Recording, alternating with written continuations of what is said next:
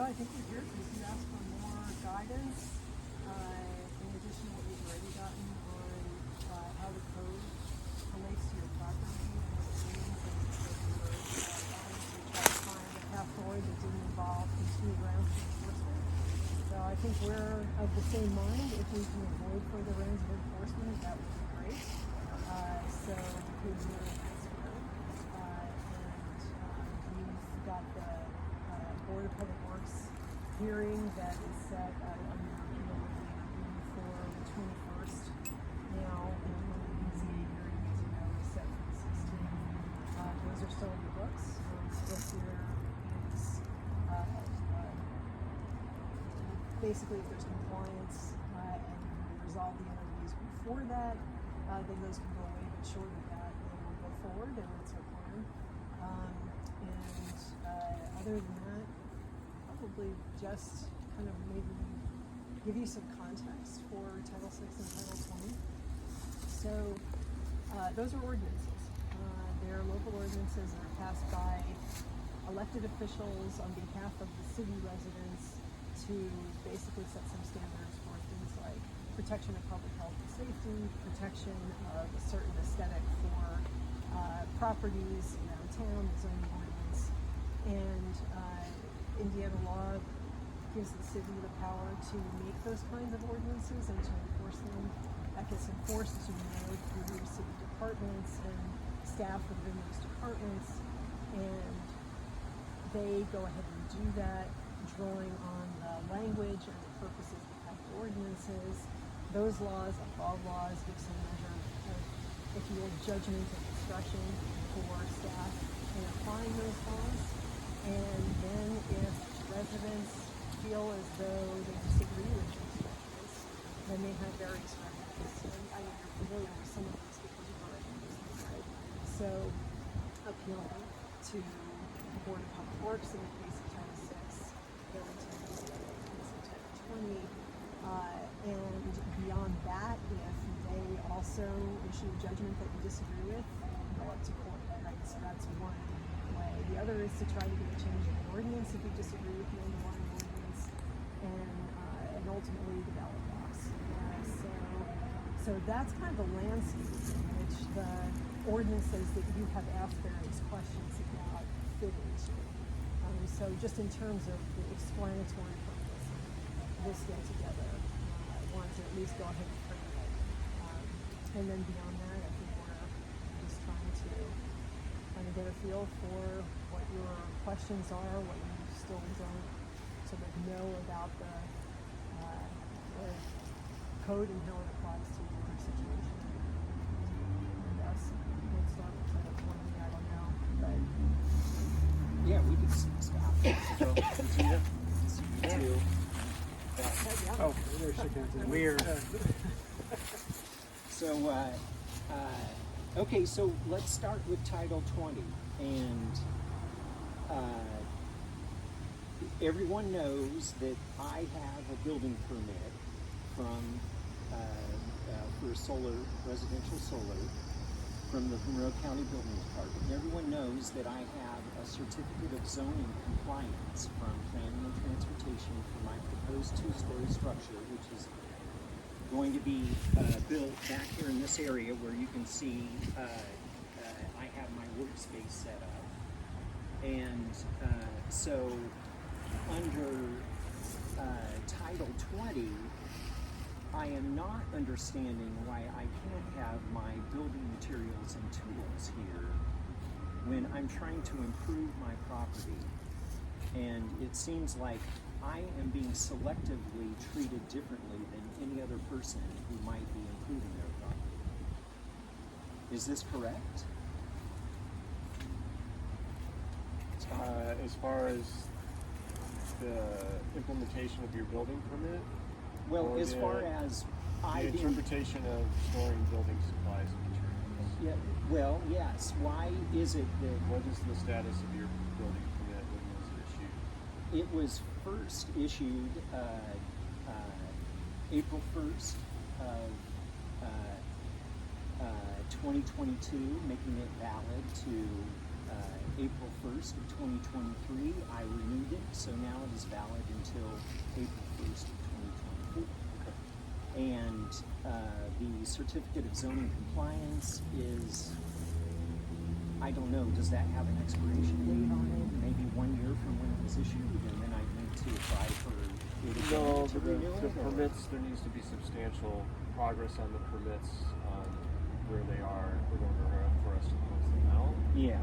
So in theory, it'll technically expire, but if we haven't made any progress on it, then there would be the means to not consider it valid any longer. Well, I've been doing my darndest to build, but I've had to spend all my time in the Maurer Law Library, figuring out how to defend my civil and property rights, So if I could just be left alone and allowed to build, you would see some progress. So Title 20, again, if we separate aside my building materials and tools, what else is it that is illegally stored out here on my property? Well, again, Title 20, you got two different questions here. I want to make sure you have one assumption under a valid permit in which you proposed to do an accessory structure for solar. Is that correct? Yes, it's an accessory structure. There would be allowances for you to conduct that construction activity within that. With the complaint about outdoor storage of materials, depending on what materials we looked at, there could be a determination on what's part of your permit versus not. So, for example, I see several vehicles that are parked on an unimproved surface. I'm sorry, this is a graveled surface. I was just told by So again, I'm Gabriel just Holbrook. talking very loosely. Okay. That we have a code provision about parking on unimproved surfaces. I see other materials out here that I'm not aware of that could be either part of your construction project or stored as part of your other activity, but generally in this zoning district we don't allow for storage of construction materials or what have you. So that would be an instance of trying to determine what are indeed materials that are used as part of your construction project and whether indeed materials are storing for other purposes. Well, I am unequivocally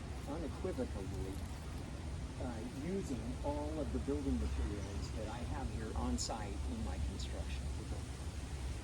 And I met with Gabriel Holbrook on Tuesday, and I'd like to have it stated for the record that for almost a year and a half I've been trying to get someone to explain to me both titles, Title 6 and Title 20, and to come and specifically come onto my property and point out what might or might not be in compliance. And it was only, Gabriel Holbrook just 2 days ago was the first person to sit down and go through the code with me and try to identify the title of Title 20, which states that residential property owners can have graveled driveways. This driveway has been graveled ever since it was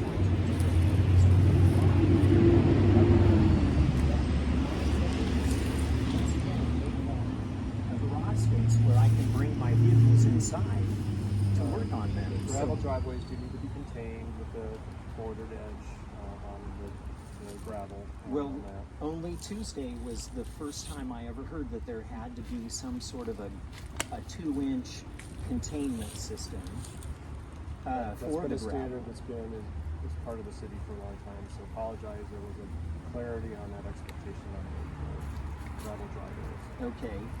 Well, certainly, you can see there is gravel around. There's plenty of leaves that have fallen on top. But if I'm going to achieve compliance on this gravel issue, I'm going to have some time to do so, a reasonable amount of time, because what I've been doing is basically going through and mining my gravel. I have over here set up a screen. I've been separating soil from gravel so that I can make sure that the gravel is completely clear of debris, and it's evident that it is gravel. But it's going to take some time. I'm not a man of great means, and I believe wholly. So our goal, both with the permit and is compliance. So that's something that we've stated repeatedly with any instance where we issue an NOV. Our goal is for compliance for any community member. Same with anybody holding an active permit. We often work with developers and people with permits that sometimes start doing activities that aren't consistent with their permit, tracking mud in the street, erosion control. So we do follow up with enforcement measures on anybody that has an active permit. So that's nothing unique in this situation or anywhere else in any development activity. Just because you have a permit does not give you carte blanche, free reign to do whatever you want on your site. There are provisions within the code to make sure that you are consistent within your building permit as well as consistent with the enforcement provisions within Title 20. Both instances, our goal is compliance. That's why we're here today, is to work with you to make sure that we are consistent on what's happening. Okay, so what would be the hang on, Mark. There's some water here and apples and walnuts if anybody cares for Thank you. a beverage or a snack. So what would be the steps toward me proving my compliance from this point forward? Do we need to go and look at each and every item and you make a determination, a judgment? I'm not the one to make the determination on what specific things you need, and I'll need to go pull the permit on what you have on that material for the panels and what you need for that. I think what we would need to have is a reasonable deadline on when you can complete your building permit, and then we can understand what items that you've identified for that project, and then talk about other items that would fall under storage of materials or vehicles not parked on parking on that. Well, you could having those deadlines and expectations. You could certainly reach out to Gabriel Holbrook. He has the documentation that I have to submit my architectural drawings for my structure. And you can see that in those drawings I identify many of the items that are here on my site. And since that initial permit, you haven't made much progress in doing that because of enforcement actions? Is that what you're... Yes, exactly.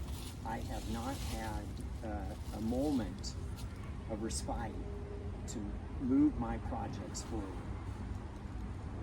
So would, if I'm understanding correctly, would the next step then be for the city to provide you with a set of steps and deadlines to achieve those steps? Well, yes, but this is a two-way street. It's not just present these things to me.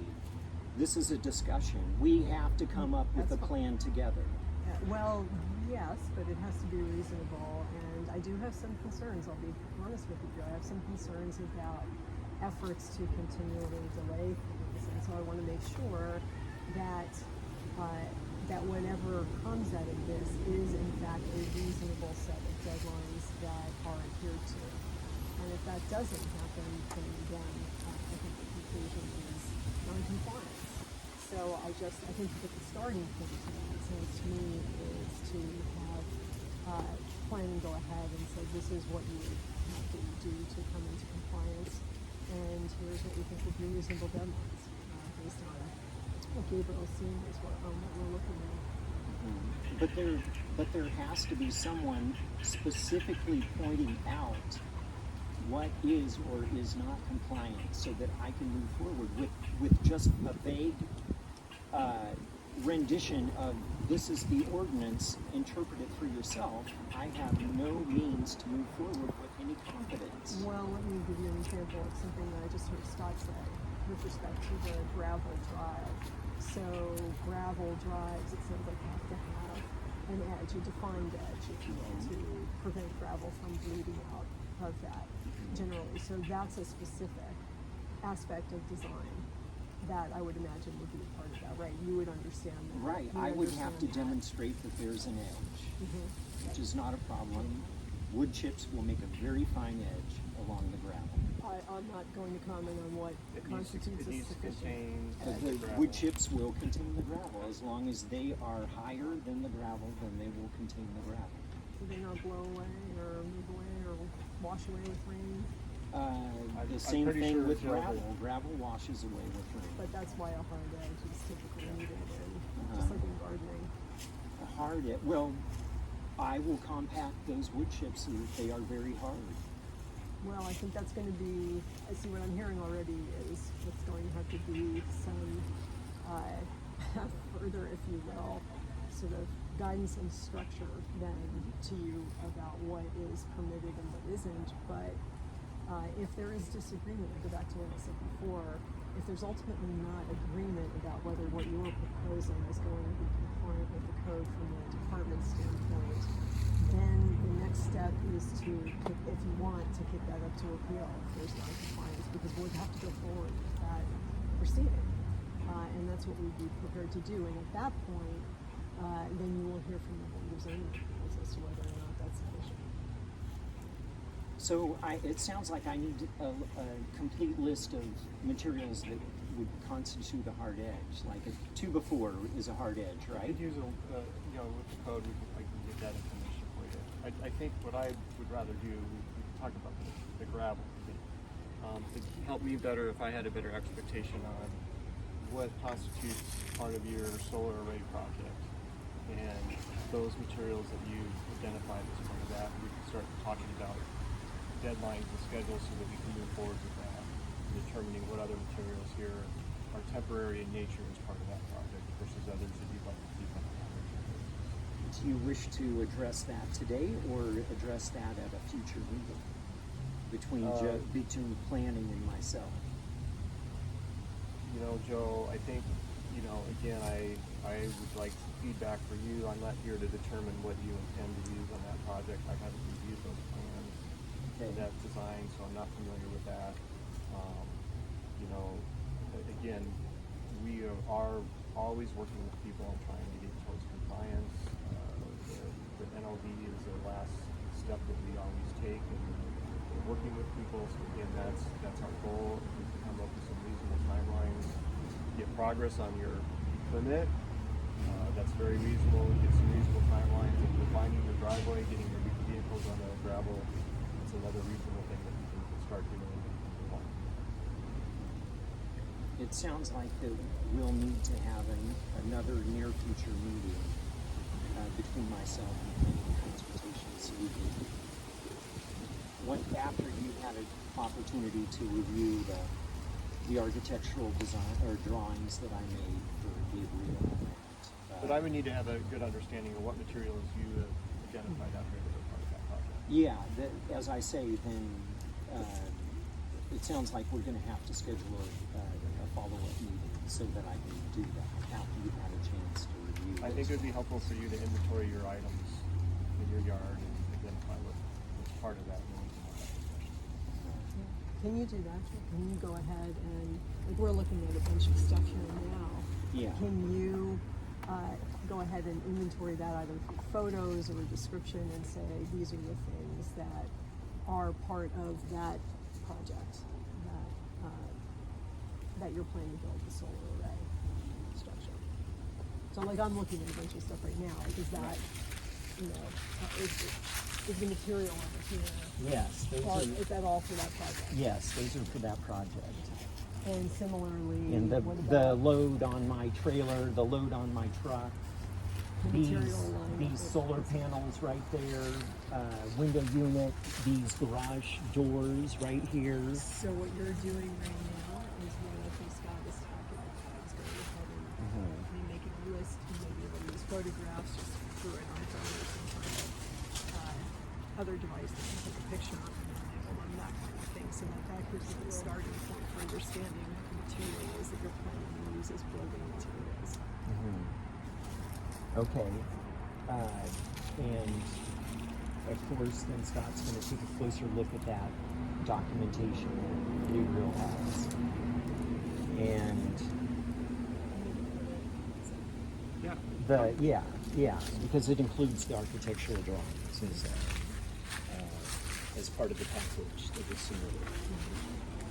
So, okay, so it sounds like that is addressing largely Title 20. What about Title 6? And the scattering of garbage indiscriminately and rubbish across my property. Okay. Well, I think when in terms of Title VI, which is titled Health and Sanitation, our goal is compliance. That comes in different ways, and as you know, when our compliance officers are in their neighborhoods, they're making different levels of citations. There's a warning, and then there are 3 levels of citation before it would go to Board of Public Works in those cases for what would be an abatement, which means the resident has not complied with the citation. So what was the citation? And that could be overgrowth, excessive growth, which would be grass being too tall, which is 8 inches. Which is not species. what I'm being faced with right now. No, I'm just going through the code for information sharing purposes. We also have invasive species, which I think you were cited for at one point. That's not an issue right now, to my understanding. The other side of it is sort of the health and sanitation, sort of trash, and what is that? And the code goes through several different definitions, one of which is rubbish, and putrescible items. Putrescible is something that would decompose organically, so compost. And stink. Putrescible means stinky. So, yes. So if there's something on the premises that would be in the stinky category, or is not contained, that where it would be exposed, because the title is health and sanitation, we have to think about, in the city of Bloomington, in an urban environment, a concentration of any of those things can be a hazard when it comes to health and safety, with insect infestation, rodent infestation, being as a general matter of health and safety. So that's the kind of stuff we're looking at, Joe. And so What is the balance now? So please point out to me what is stinky and drawing rodents right now to the property. Just to be clear, Right now versus over the last 18 months, Joe, and that's important to point out here. We're not just talking about today and what we see today, because we've been working on this since my recollection is August of 22, and I've got pictures. But you haven't been working with me. You've been working for yourselves, but not with me. Well, I have been I making understand what you're repeated, leaving voicemails, emails, certified letters for someone to come and clarify, and no one has done that. So I don't think that's, first I want to say, you're focusing on putrescible. You've done this in conversation with me in the past. It is important to remember that the scope of garbage that Title VI addresses goes beyond just that. It contains refuse and rubbish, and that don't have to be of that nature. Please point out to me the refuse. I understand that and apparently you've been making some progress in cleaning this up, but as John is pointing out, this has been going on for a long time. I think we would disagree with you that no one has come and tried to talk through with you what has been in your yard to date. Sorry, I have the facts. I have the dates of the emails. I have the dates of the certified letters. I have the non-response. Well, I have all the documentation of non-response that has been coming from hand. Well, we also have been going through a process through the Board of Public Works and the courts, and so what we are talking about is when we are out in a neighborhood and we're looking at what might be non-compliance, but not out of compliance, I should say. We're looking at those things. So what is putrescible? There was one instance, I don't know if it's still here, where they were on the ground. There were vegetables that would be near my compost pile. So, vegetables right. are illegal.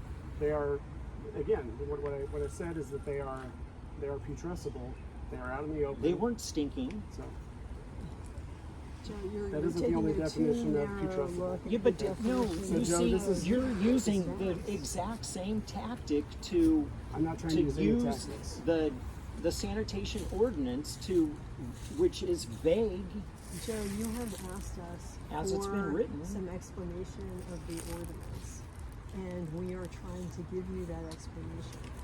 And there is always going to be, in any ordinance you look at, some degree of interpretation and application that calls for the judgment that I was talking about earlier. And if you disagree with the judgment of those who are tasked with enforcing the ordinance and how it applies, then you have conversations with them. If it still doesn't work out in the way you think it should, you go to the Board of Public Works. You've been resistant to go back before the board, I feel, And I keep saying, if you do have these disagreements, then I think that is your next step to attempt to get the guidance or answers you may be looking for on specific items where that is being put into the public works. So that's your next step. Okay, and I know you've taken the past. Yeah, but you just be aware that when you ask us about the ordinance, one of the things that I've noticed in conversations on this so far, including between us, is that you are focused on a very, very specific, narrow bit of what is covered by Title VI, and it is broader. it's being more broadly interpreted not in my favor.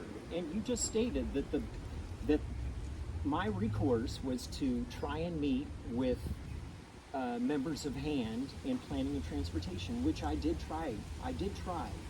And they would say no they've one met with you. responded to me. No one responded to me. No one came to my property and specifically pointed anything out. I had to then go before the Board of Public Works and the Board of Zoning Appeals, and in there, the decision was already made before I even entered the forum. Well, there isn't I would disagree that the decision was made. I think to talk about what Beth's saying is that you have stated that you disagree with our interpretation of the code. Our staff made a judgment, made an interpretation on that. They made a judgment without interacting with me. They judged me. Joe, I wasn't finished. I'm sorry. You're not letting me finish my statements. Okay.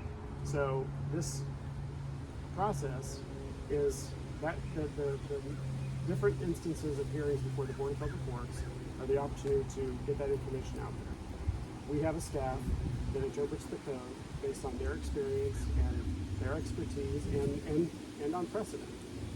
What I was trying to say with the compost that we were discussing, you're asking us today to talk about things on your property that might be out of compliance.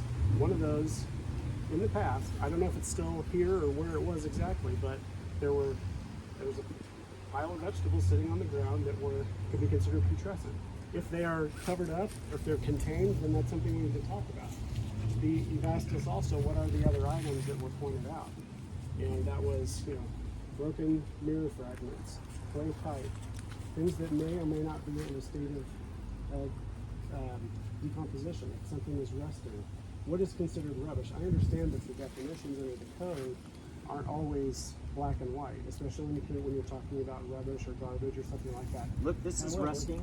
My truck is rusting. My wheel bearers are rusting. I've had a rusty vehicle in my driveway as well. My scaffolding is rusty. I understand what you're saying. There's rust What we're on trying this to say, chair. though, what we're trying to say is what is the use? Is it in a concentrated environment where it would be out of compliance with Title VI? And that I do understand your questions, that you do have questions about what would be on the property, what isn't.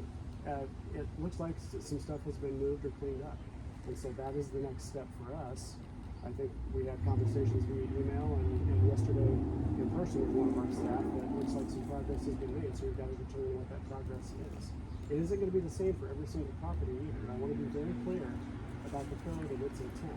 It is not going to be the same for Joe Davis's property or Kathy's or Mark's or Dave's.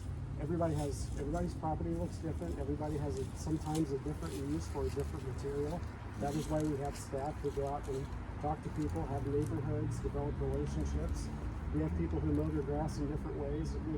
The code is not, it is black and white, and it is also left open to interpretation by human beings. And when that happens, not everything is going to be the same. And unfortunately, your idea of something's use or what is or is not out of place on your property may not be different. Having a pile of food that is used for compost, on the whole, we get that. But when it is in an urban environment, across the alley from a fast food restaurant, in a concentrated environment where there are, I can see in my periphery here, 7 houses with people living in them. Is that open to insect infestation, rodent infestation? What does that attract in an urban environment? If we were out in a rural community and your nearest neighbor was a half a mile away, probably not an issue. But here in the city, we have to look at those things. We have to keep things on balance, and that's the point of the code. And so our goal is to help you determine the best use. If something is here and it is not being used for construction material and it might be in a state of decomposition, it could very well be rubbish. And that, I know we've had some discussion here, not me personally, but staff has been here and said, this is subject to removal, and I think there's been some pushback there. So I would say maybe some guiding questions would be, is it exposing itself? Is it a hazard to someone? Is a mirror fragment a hazard to someone walking by your house, or if a kid came by? What sort of exposure is there for health and safety? Health and sanitation is the title of the code. So what falls under those constructs is one way to look at it. And again, that's not prescriptive, but it is an interpretation that we all make. So you're telling me that you're making judgments about my personal possessions without even consulting me, you just, No. because your staff is so skilled at the art not saying of that. judging. That's not what I'm saying. I'm You, saying you just told me that. I'm saying we have a duty as the code enforcement department for this title, stuff that we can see from the right of way or from the adjacent property. If we see it as out of compliance, it is our job to. From the adjacent property. Why do you have to be on the adjacent property? You're trespassing when you walk along this property edge. None of these tenants have given the city permission to be on this property owners have property. given permission. The So, property owner is violating the rights of the tenants to be left in peace. that's not a question I'm going to get into today. What I can tell you is we have written permission from the property owners. Did you bring that written permission? I will defer to the legal department. We will get you that information if it is a matter of public record. What I'm telling you If it's is, not, it has to be a matter of public record. If there's something written with the property owner, and it's also too got to point out where she has an agreement with the tenants stating that she is using her property as a point of surveillance of my property and my activities. we're not talking about surveillance. What we're talking about is the enforcement of the code. And the legal standard for the enforcement of the code is visibility from the right of way or the neighbor. You do have neighbors, Joe. Yeah, but And so- the neighbor can look onto my property all they want, but my rusty chair is not causing them any harm. Joe, My rusty this is- wheelbarrow is not causing them any I harm. I hear what you're saying when you're saying it's that rusty chair isn't causing your neighbor harm. What I can't do is speak for you or the neighbor. What I have to do as a city official is enforce the code and use legal constructs and precedent to say, what is our standard? We don't, I wouldn't walk back here when you're not home or without your permission. And But make an you would assessment. walk along the side edge and take pictures of my property, though. That is it. That is our legal You would right. do that. That is our legal right. It is your because why is it your legal right? there is I written have not permission- seen any documentation that says that that's your legal right. Well, what I'm going to do, look, I'm not an attorney.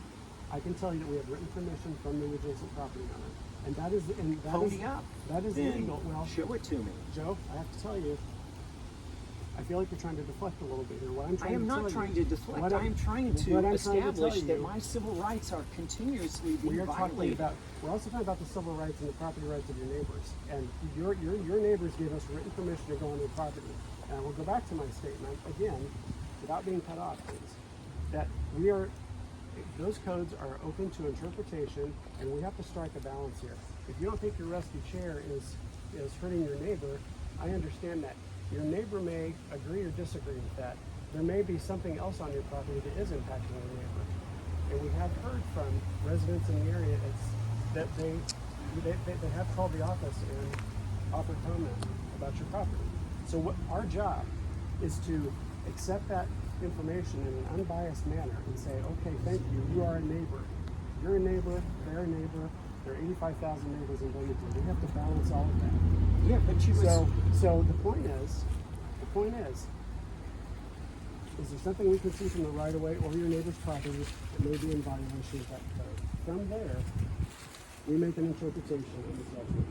You have your opinion in the forum of the Board of Public Works or the courts, and it is not always up to us to tell the neighbor over across the street, oh, don't worry about it. It's fine. It isn't up to us to say that. If they tell us something is bothering them on your property, it's our job to check it out. That's where it sits. It's your job. You owe a duty of care to me as well Yes. to protect me from malicious slumlord property owners It like is our this job to determine this what- slumlord right here.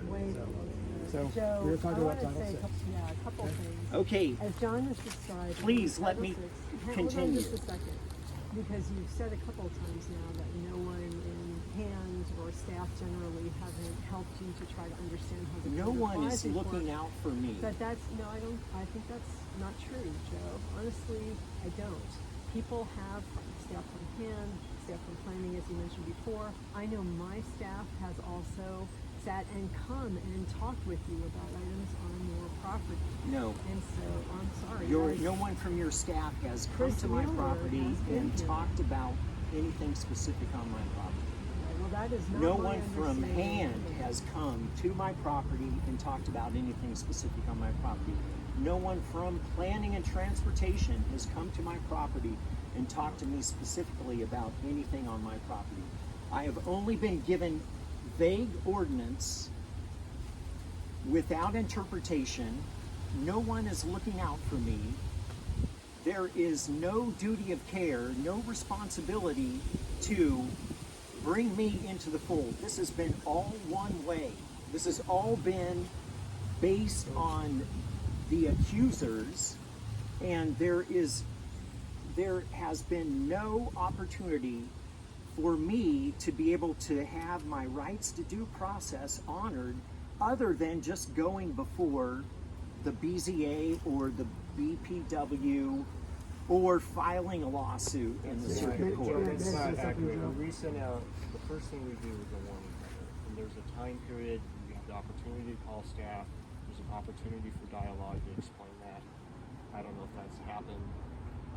I did appeal a You've warning already letter talked about how last mentioned spring. twice already that we've worked with you about extending your permit, talking about your permit. So I don't think you can establish that we have not been working with you here, Joe. I think you've even stated yourself about your permit, that we've extended it. I told you earlier that give us deadlines. We can help you with our goal is compliance. That's what our goal is. That's what's stated in our warning letters. Yeah, but Joe, as far as Title VI you're goes- talking about two different things. You're No, I'm not talking about I'm talking about the your ordinance permit, and I'm talking compliance. about your permit, and I'm talking about compliance. When you send a Those warning, are separate things. the warning clearly gives you a deadline, clearly states, please call our office so we can have that conversation. And I did so last spring, and I went before the BZA. I presented my Because you didn't agree with staff and you wanted to ask to challenge that. And again, that's why we're here today. We're all here today to work with you to resolve these issues. And Joe, from the Title VI standpoint, we've had staff down here multiple times. as you yeah know. to spy on me. Well, Yes, you have. But here's the deal, okay? And I to mean, answer no questions. Well, They answer Joe- no questions other than to say that Joe, I'm not going to That's let you just accuse the not staff true. of being spies, okay? They are public employees. spying on me. You're able to use the words you want. I will use mine too as the director right and ahead. someone who is accountable to them and the residents of Bloomington. They're not spies. They are public employees trying to do their jobs and put themselves in positions every day that deserve some respect. You deserve respect, and so do they. So let's start from a point of respect here. Instead of calling people spies, let's talk about the fact that our employees are not trespassing on your property. We have written permission, and again, the legal question of that, I'll go back and get you the answer on it. Look at okay? this. You There- probably there- have in there- here. You probably there's a have in right of here. way here that- You have in there's there a right an of way. example of trespass on my property. Pull out image number 3 that was given to me, exhibit number 3 that was given to me by Christopher Wheeler on the evening of the Board of Public Works meeting that I was most recently at. Exhibit 3. Which got exhibit So- 3. Pull it out, please. Let's take a look. Let's- Let's walk over here and you can see the trespass. Okay. I will investigate exhibit 3. Then I'll go get the exhibit number 3. Okay, if you want to do that, that's fine. Is this car over here in compliance? I can't see that. Because there's no part in. So there's numerous driveways like that in Bloomington. Is there certain areas, zones, residential zones that have that as?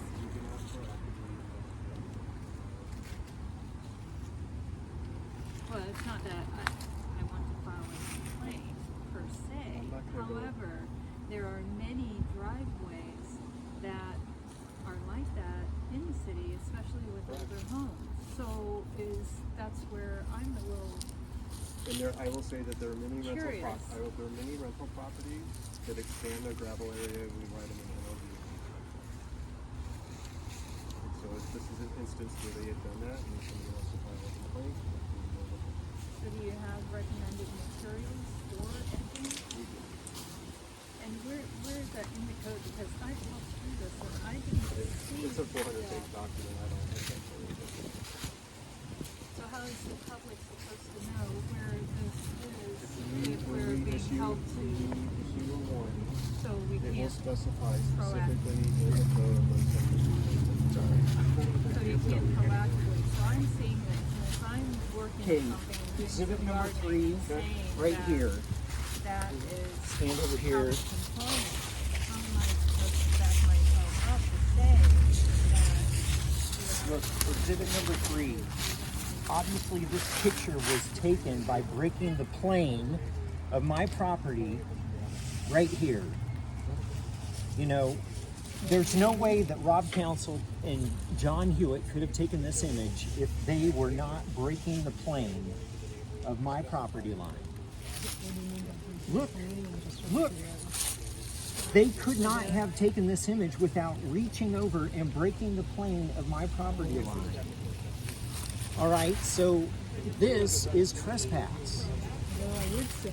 This if they were is standing- trespass. If they were standing, if people were standing here, you'd be seeing No, all you that. couldn't get that. You could not get that. Go over here and stand there, and you will not be able to get this view of that. Well, I will take a look at that too. I will say, as a general matter, though, Joe, it is the case that wherever someone can lawfully be, and that includes lawfully there with the permission of the property holder, they can see whatever they can see. leaseholders, all of the No, leaseholders. You're talking about tenants, right? Tenants have all the rights of ownership when they sign when they sign that lease. They have the full I explained rights. this to you yesterday that if they have, as far as legally is concerned, if they have the property owner's consent, they can be here. Between the leasee and the leaser, the landlord, that's a civil issue. Okay? Remember we had this conversation Yes, yesterday? yes, Okay. and so the that, like I said, that's a civil issue. the That's not- leasees have not given permission to hand and that is between, to be able to and come that, like I and said, spy that is on me that is from this between property. them and their landlord. Yes, that, I and has understand nothing to that. do with that. I understand and that. can legally be there because the property owner gave them permission. Yeah, but as soon as these tenants issue a written statement saying that Hand has no right, or the city has no right to use this property as a place to surveil me, Well, then up to this point, we it do will not, be we don't different. have that, correct? So I don't know. I'm going to be honest. But as far no, as we don't like- have that. You Okay. are correct. We So don't have that. then They anything have up to to this write point- that document Okay. first. Well, that's something that, again, that's going to be between them and their landlord. Hand has nothing to do with that because right now they have permission from the landowner. So if the issue is between the leasee and the landowner, that's a civil issue between them. Okay? Yeah, but it is violating their civil rights. Okay. Well, none of these people can do anything about that. You need to have them contact someone that they can handle that with. Yeah, It's civil. but this is a clear trespass, breaking the plane of my property. So I think one of the questions you had about Title VI, Joe, is how we, the sort of identification of certain things and materials, and I think you got the same book I do that Chris presented. So you've got, there are pictures of things in there. It appears that things have been moved or changed. So it appears that you are recognizing that there's something that needs to be done. This was the first time anybody ever told me anything specific about my property. And the descriptions, granted, were very vague, but it was the first time, and this was only a couple of days before I had to go before the Board of Public Works. So now we're in a place where do you feel like, let me ask this, where do you feel like you are in, if we were to to treat this as a directive, if you will, this is what you need to do, where do you feel like you are in response to these items in the book, in the folder? I So you think feel like, that would you say you're compliant, or would you say I still got this to clean up, or what about this? or I'd what say about I that? still don't know, because when you look in here, look at the description that Christopher Wheeler wrote. Wood pieces in various piles around the backyard. Well, yeah. What does that mean? That doesn't say anything special, specific. Scrap metal, wood pieces, old door frames, PVC, etc. So would you think consider that- I building need materials? someone to come and tell me specifically, because these images are also vague. Does the images correspond to the description? They do, but look at this. What is the matter with this image? What is the matter with this image? This is my. This is what we're looking at. No, we're looking at the back of my truck right here. What is the matter with this image? It has, you know, my protected. Okay, let's go to this. What is this? This is Exhibit 2. Let's go to 2. Scrap metal. Okay, I guess evidently the metal that I'm using to protect my wood is scrap metal. Forgive me for making use of a scrap. Pieces of wood. Well, yes, there are pieces of wood being protected right here.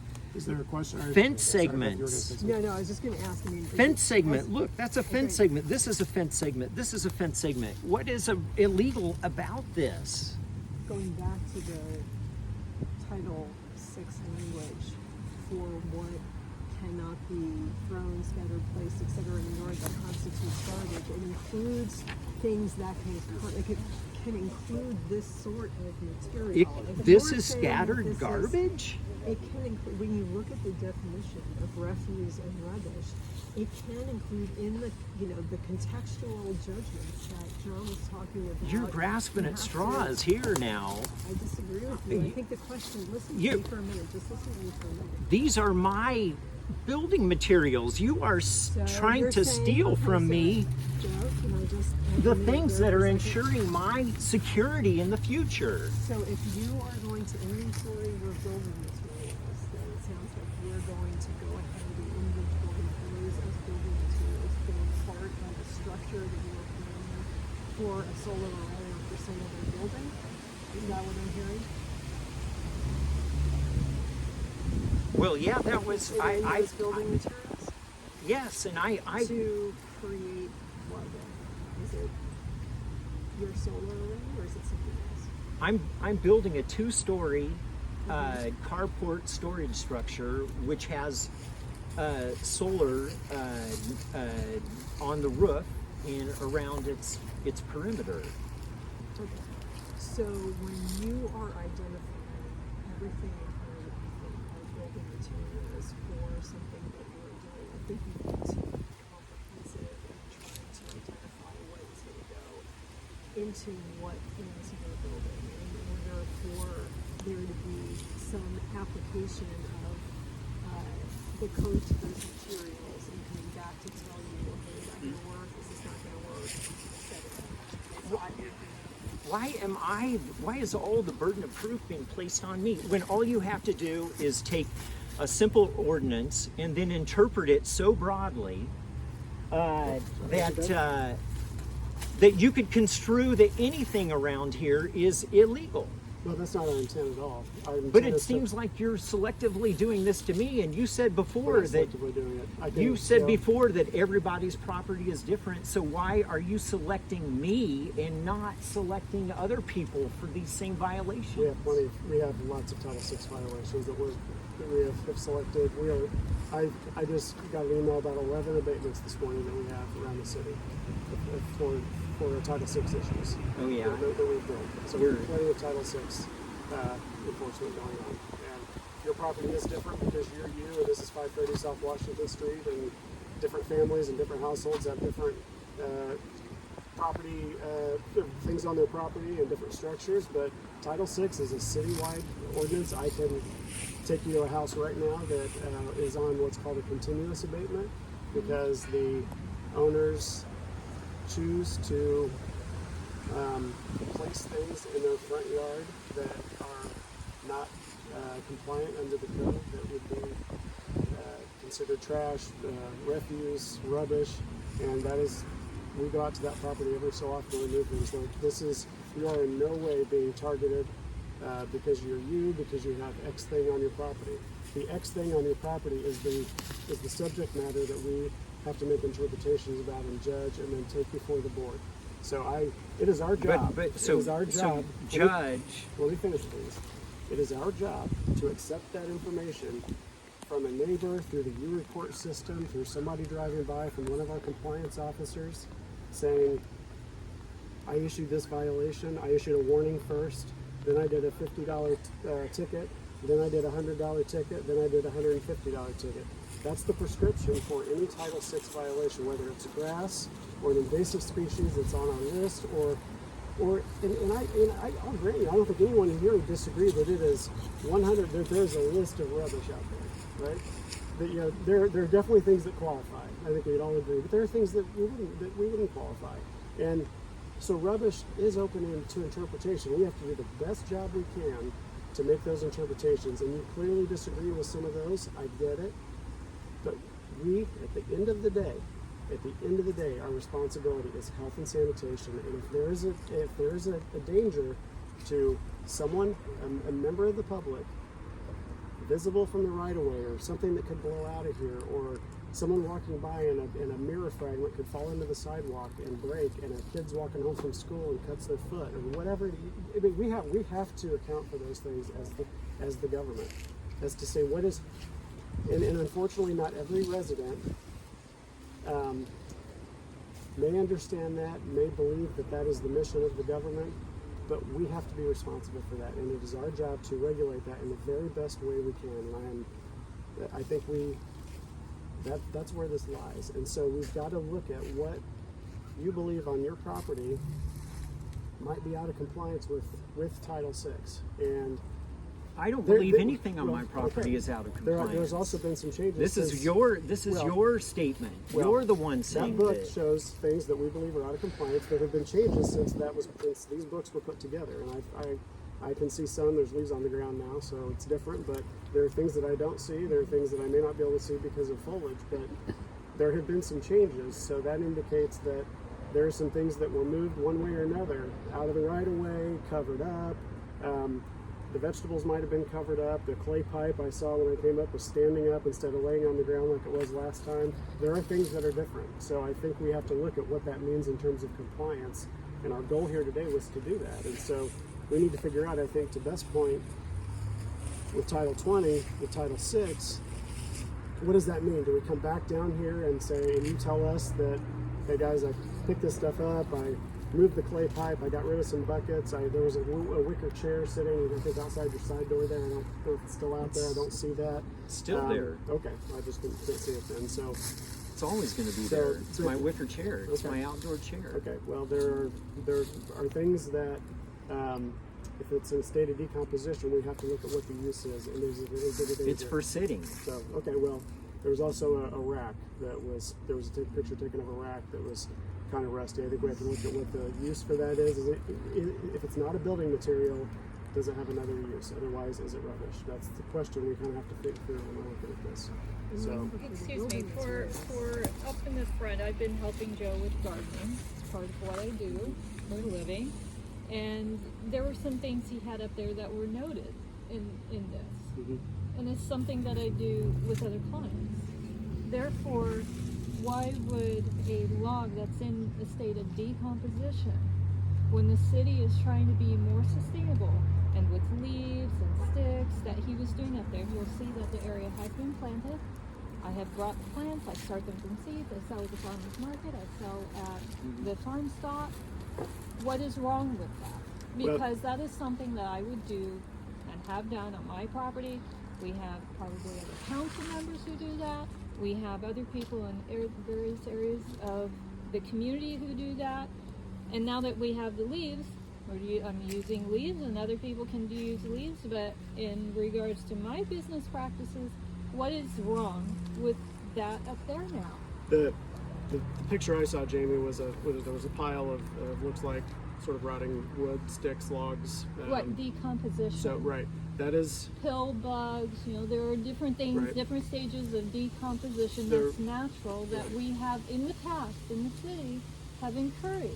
I think what I would say there, without knowing for sure, I think we're talking about the same pile, but I think we have to look Right at up there. what type of, if it is an opportunity for insect or rodent infestation. So, Well, you can go see it right now. It's all planted. well, that's You buried that, right? when the, Yeah, it's underneath and we To planted it. improve my yeah. soil. Yeah, this It is- breaks Right. down naturally. this is part of it, and I know composting has been a big issue in the city. What I will say though, generally, is if there's a pile of wood, whatever its state is, if it's rotting especially, it can be open to insect infestation. We're in the city, we're not in the woods. If What type it is, of insect?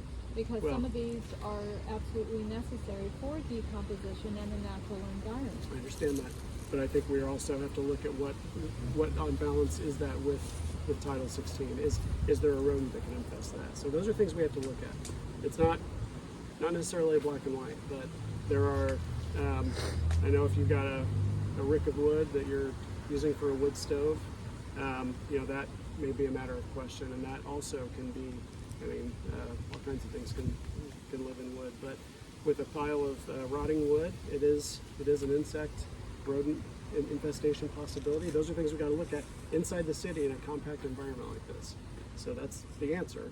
Hope you understand where I'm coming from there. Exactly, no. So Well, do you that's think that the like, answer. the giant pile of rotting vegetables just out on Vegetables my is the front different lawn, issue. so Vegetables will, then I can use those for composting. it's in a contained environment, like you said. And it's in a container. Now, wood, yes. on the other hand, we have sticks dropping all the time, and pieces that will drop and limbs decay, and that's building up the soil. So in that case, it was a piece of wood that, it's not dimensional lumber. We're almost conflating dimensional lumber with wood. But if you're having some kind of, like I like using box elder, which is on the invasive species list, and my neighbors have taken it down, and it can decompose in the yard and help with water flows and all of these other things with carbon sequestration, putting leaves on top of it, and then you plant ferns and wild ginger and all these other things around it in 2 years. Well, what I'd say, Jamie, this But because that's it's just all. not any kind of rodent thing. Now, Well- rodents and such, I've had them chew into my compost bins. However, it's not like I was out of compliance. If a rat is going to go underneath it, even though I have hardware cloth underneath that, But- is that then going to make me out of compliance? I mean, it is as you say, fuzzy, but some of this is not fuzzy. It's Well- part of practice. Well, but in its practice, and everything you said makes sense, right? And so this is where we have to look at the city and elsewhere as citizens. I mean, we're having this discussion now. That pile of wood out there under the current code could be an opportunity for rodent infestation, just like anything else, just like the pile of vegetables that's not contained. We're making those interpretations. As Beth kind of said at the outset here, if enough people come and say, we need to change the code because of these things, and the council agrees with that, then the code would be changed. But under the current code, we've got to enforce that, and we do that to the best of our ability. Like I said, again, everything you're saying is not outlandish and rational. I get the composting and the value of that, and that insects help with that, and everything else. But we also have to think about the other side and the balance. So could something else happen? Yes. Because is there a possibility for a rodent infestation? Yes. What is the harm in a rodent infestation? What's the harm in an insect? You're very well knowledgeable on this issue. Not everybody is, and so we've got to make sure that the law, the ordinance applies fairly and across the board, so that people are protecting one another by adhering to a certain code, a certain social contract within those ordinances. And then, someone like yourself may say, but wait a minute, guys, I think this needs to be changed, and you're welcome to come and offer a code change if you think something's Oh, better. I've done And it so that's before. right, I've and so done it that's before. where it Urban goes, right? That's where it goes from here. Chicken modification. Yeah. the So that's where it ordinance. goes from here, right? So, but Well, under the 'cause current some of code, it, that's it where we are. doesn't seem. Are you going to start citing fruit trees? Because then voles can Well, I'm get not in. gonna, and kind of go. Well, then, go there, you know, then we're it's- going to talk about rodents and rodents infestation into a branch that's being decayed. No, it's not rats. It's not like when this was all dug up and it had rats going that way and then spreading south. Yeah. I mean, that's a totally different thing. That was a problem, and it came 2 years down to my house, and then had to have an exterminated and repaired. And that had nothing whatsoever. I have never had any issue whatsoever in regards to a branch decomposing on the soil. I Sure, mean, and we're not trying to overdo it, but we do have to think about that balance. well, that's that where- is an over. To me, that is. Well, I haven't seen the latest overdue. version. I saw a photo of the pile of wood that looked like it was decomposing, just like we have regulations Were for there wide any grass. writings there? I couldn't see from the photo, but Not particularly. so it's it's our interpretation of that that we've got to do the best we can. So we try to do that. So I get emails from the city about not picking up leaves curbside anymore and telling people they should be leaving leaves on their lawn, mulching them in, raking them into their garden beds. Why is that not a violation if we're all being told to do that? Yeah, we look at if you mulch mow them, and there's also ways you can contain those as well. So if you're mulch mowing, then it's you're not mulching wood, so to speak. It's the leaves themselves. What if they're that are raked decomposing. under garden beds and around bushes and around trees? We probably want to take a look. I mean, again, it's everybody's yard's different. So if your neighbor, if you were doing it, Kathy, and a neighbor came by and said, "Hey, Kathy, I'm worried about this. I'm worried about something happening because of what happened to me somewhere else in another property," then you come out and check it out because we got a call to do it. So is forest gardens then illegal? Edible forest gardens, native edible forest gardens, anything that's transitioning to a low mow, no grass situation? Because you're mentioning grass. yeah, I'm not sure I can speak to that today, Jamie. I'll have to get more information on what it is, but we're in Title VI. We're dealing with putrescence. Something is in a state of decomposition, Right, leaves. organically, and leaves, and that's where we're looking at. Stinking. Putrescence means stinking. Answering Kathy's question about leaves. So, edible gardens and things like that. Forest gardens is part of agroforestry, 5 different areas. I'm well versed in implementing those. So if it's no longer legal in the city, I want to know. Well, I'm not saying it is because I don't know enough about it. So, we'll have to, safety protection may not be exactly Title VI. So, we do have an urban forest in there. So, maybe that's conversations slightly. What about the lawns that have total ground cover of invasive winter creeper and they let all the leaves settle down in there and decompose? Are people supposed to rake leaves out of that, or is having you mentioned invasive plants is a violation? There are invasive plants all over the city. Is that There's a list that addressed we on maintain. is that addressed if people complain about it, or does anybody go looking for those? Because I would love to see the invasive species removed. Most of it's complaint based. There's a list that the planning department maintains that has the invasive species. There are lots, right? Yeah. And they're different. Poison ivy is much different from yellow groove bamboo, and so Right. you take all that into account too. Well, and there's a federal definition of invasive. Those are species that are not native and cause harm. So a lot of the stuff people commonly plant and are still sold here are planted all over the city as landscaping. And I've never heard of anybody being charged with any violation for having invasive species. Well, we have bamboo has been an issue in the last year, especially. That one, And so there's a but we specific understand- rule about that. Kathy, but- there's a very comprehensive list of plant species in the Unified Development Area. But that's for new plantings. But I'm pretty sure Linda uses that to base, if we get a complaint for invasives. I'm gonna start filing complaints then, because there are invasive species all over the place. Yeah, and I know there's been instances where we've worked with property owners about, I'm on the ERAC and also the OCR invasive species. I know parks has been pretty proactive in Oh, yeah. I mean, it's a challenge. Right? Yes. So this, again, guys, this is not, you know, it is, we've got a certain number of staff that can respond to a certain number of things, and it's just, we go out and we respond, just like we manage the rental program, if we get somebody that has a problem with their unit, so go out and do a complete inspection. It's a matter of, our code enforcement is both mostly reactive, sometimes proactive if we see stuff that is visible and needs a look. But a lot of times it's we get a U report or we get a phone call or a neighbor, and so. What's the best way? Is it you report or calling or? Well, your report is written. It can be submitted anonymously. It can be submitted any time of the day, right? So you can always do your report. Yeah, you can. We have a hand at bloomington.island.gov is our email. You can email us there. There isn't a. Yeah, there's no prescribed way.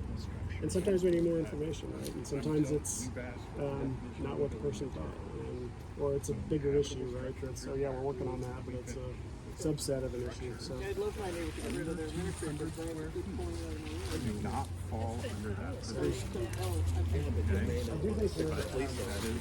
That is for habitable structures. No, I don't know what you're using this material for. My structure is 120 square feet. And that is total square foot. Total usable square feet is 120 square feet. The building department doesn't issue have to comply with the planning ordinance. Okay? And that is in the city of Bloomington, that is in Monroe County. Right? 120 square feet is enough. Anything over 200 square feet, whether it's habitable or not, must display their grade stamps, must be visible, or must be deemed appropriate by an architect or an engineer, which is defined in Indiana calls them licensed design professionals. Okay? So I'm not here about storage. I'm not here about any of those things. I'm just trying to tell you what the building code would define. You can determine how you comply with this. So since my structure is only 120 square feet, then all of that doesn't Not habitable. apply and not have it. Right. I'm trying to give you the big picture here. Anything over 200 square feet, regardless of whether it's habitable or not habitable, is required to display grade stamps. Okay, but For structural windows. but I don't. But that doesn't apply to me because I'm not. The only thing that I'm doing is this 120 square feet structure. It may not apply here, right?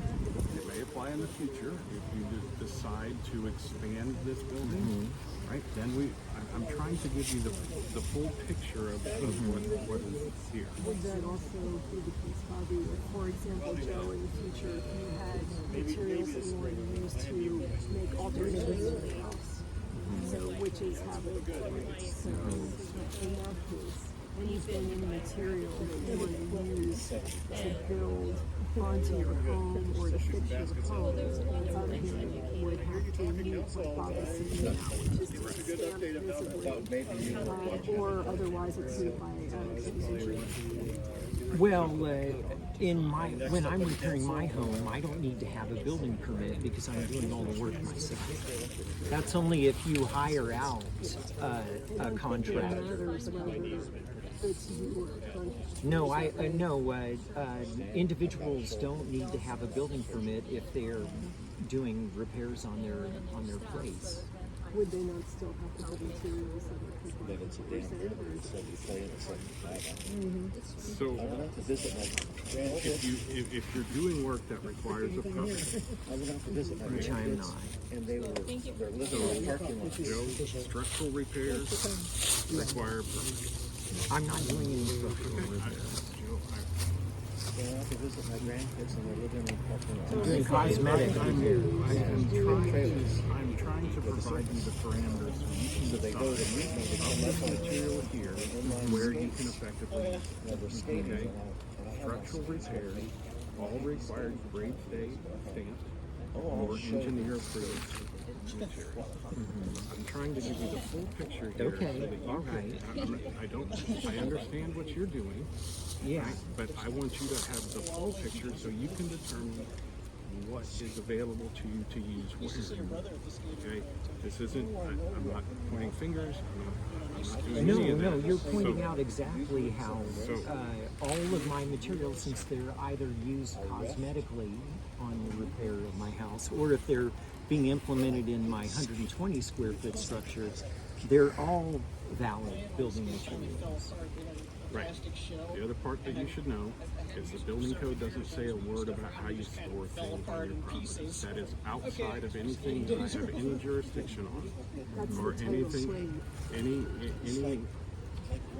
information to add to this conversation. So, and I apologize to you all. I have an eye doctor's appointment in Nashville. It took me 6 months to have it, and I need to go to it because I can't see my watch very well without doing this. Yeah, I hear that. I've been there very recently myself. Be careful about getting your eyes dilated.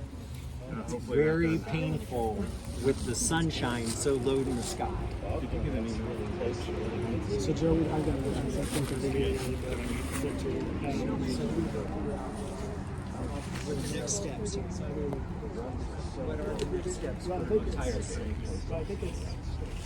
I still need someone to come.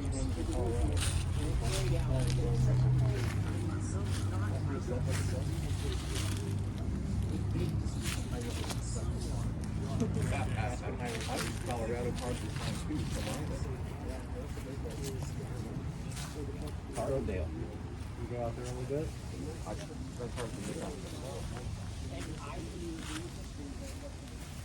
Well, then I'm gonna say, okay, if that's garbage, point it out in the code where it says that this is garbage, and then I will say, this is how many runs, this is my installation, this is my compost pile, these are my building materials, this is my firewood, this is my outdoor laundry machine from my grandpa, this is my outdoor sink. But what I'm going to ask of you then is, what assurance does the city have? Because I think we need to know. This is why the Title VI comes in. We have enforcement and citations, and someone says, okay, I mowed my grass, I picked up the trash, I did this. We need some, I would like, if I may, some level of assurance from you that you understand not every, that some stuff may be trash or rubbish, right? And that if it's on your property, if it gets here somehow, whether you put it there or not, whatever, that some things are in fact rubbish or are in fact I'll point out rubbish right over here on the nature spot. How about on this rubbish? Thank you for pointing that out. So my point is, where do we get to a resolution? Well, we need to, again, I have to have someone, some accountable individual come and show me, point out exactly the item that is being alleged as garbage, and then allow me to state why it is not garbage. And then we figure out, okay, is that a valid point or is that not a valid point? Because right now, it's just one-way judgment that is not in my favor. Well, that's how we look at it. And what I'm trying to get to is a resolution for enforcement and compliance, because we want to be resolved on this just as much as we do. But I've got to make sure that this is a safe environment, and that's where we're going to talk about. And if you have a mirror fragment that could fall into the sidewalk and hurt kids, then I've got to make sure that's fine. I don't have any mirror fragments. You understand that's an example? That's an example. Okay, well then, let's go.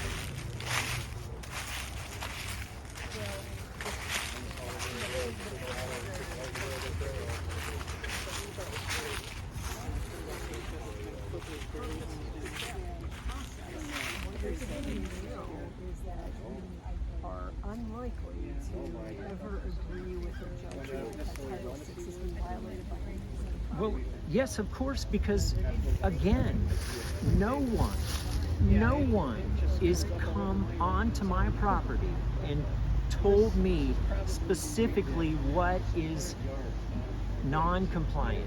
Okay, here's Nobody has. Nobody has. And here's- of course, that's the first Well, step that must be done before send me to these here's- adjudication forums. Here's what I'm going to suggest. I'm going to point out one thing. I want to walk up front with you and see if there's anything there, right? Like there's a mirror fragment, but I did see one on the list. And then I think we need to go back as the city and figure out what the next step is. I'm going to The tell you. next step is to have someone come onto my property and explain that. I understand. I hear that that's what you're telling us. I'm taking it in. Who the best people are to do that? I want to make sure that's a productive next step. That's my goal. I'm going to tell you, if that chair tips over and that wood falls off there, I would call that rubbish. This chair, you're telling me that my chair is rubbish. Joe, if the wood falls off there and the wood's laying in the yard, Look, it's off of there, and now it's on there. Why are you saying that this is rubbish? because I think we need to have a conversation. You're about- judging my materials. I'm You're telling you telling under the me code. that I cannot sit on my chair just because there's a little bit of decay. That is an aesthetic judgment against me. You What I'm are telling you making is that- aesthetic judgments about my possessions. What You I'm are telling a you, Joe, one percenter who is judging the every person in this I community. think we Here's the have deal. left the realm of this being a productive Here's the deal. conversation. You asked me why. I told you if that chair were to fall apart, I made a judgment based on what I think for the code. If that judgment's wrong, then we can talk about it at the Board of Public Works. I'm Wow. gonna walk up front. Wow. I'm gonna walk up front, and we can make it Wow. your front porch. And Look- we're gonna keep going. While you're at it, you might as well pass judgment on the I'm not gonna rust pass on my judgment on chair. anything, Joe. I'm Pass telling you. judgment on the rust on my scaffolding. Rubbish. You heard it here, folks. John Zodi says my scaffolding is I rubbish. didn't say that was rubbish. I was going back to the chair. Oh, you're going. So the chair is rubbish. Yep. Just because there's a little bit of decay there. No, well, what I actually told you, for the record, is if the chair had come apart and fallen over and the wood was no longer able to be used as a seat, I would consider that rubbish because the chair is no longer being used. So, I'm going to walk to the front, and if you want to take a look, that's great, and I'm going to move Let's on, and we go. can figure Let's out go the next up there. step. Once again, no one has come onto my property and told me specifically. You can go this way.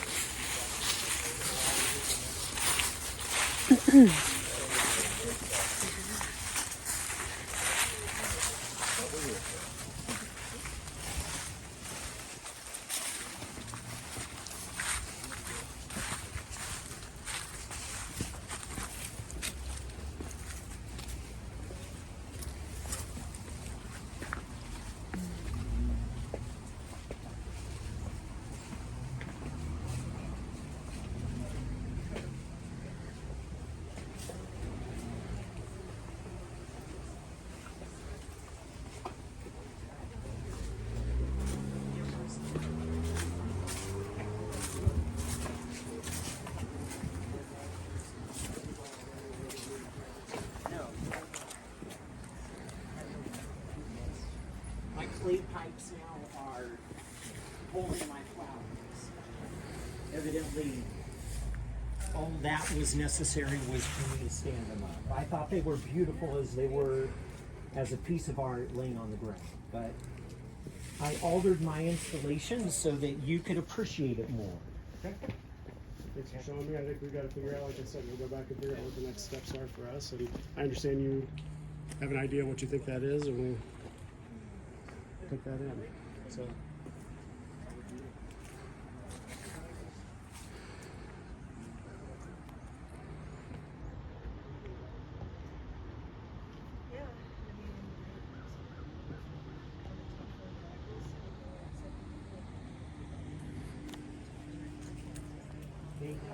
No one.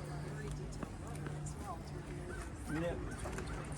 Yeah, a very vague list that makes allusion to other I understand that's your take on it, but again. other this is notice of what we say. violation things, which were also equally vaguely written. And again, for almost a year and a half, I have doing been is asking. disagreeing with substantive judgments.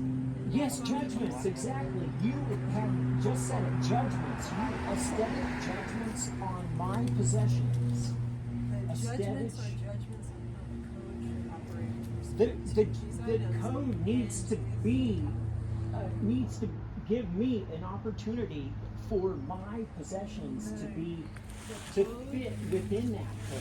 code, like all the time, strikes a balance to try to balance the interests of Oh, the community, as I said. this is my property.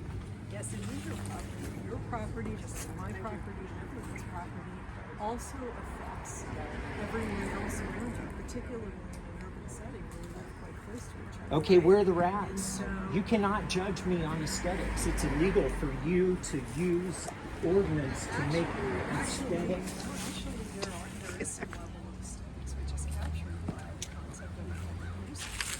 So if you My take place look is at a that, public you will know. nuisance. Okay. No, okay.